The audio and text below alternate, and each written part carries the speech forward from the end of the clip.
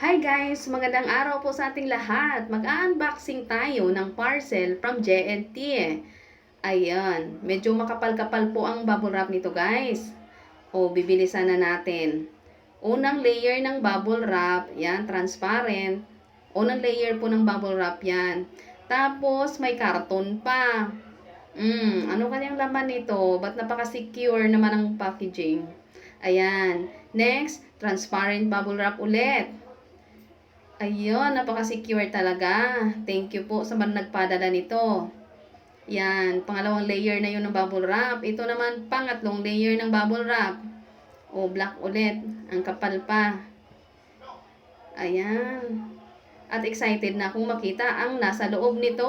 Napaka-secure guys. Pang-apat na patong na bubble wrap. Ayun. Nakaapat na patong ng bubble wrap. Bilisan na natin at excited makita ang loob. Tchadan! Kaya naman pala napaka-secure ng packaging kasi pabasagin naman palang nasa loob. Thank you sa naggumawa nito, Sir Jomar. Thanks for watching guys. Bye-bye. O galing, di ba?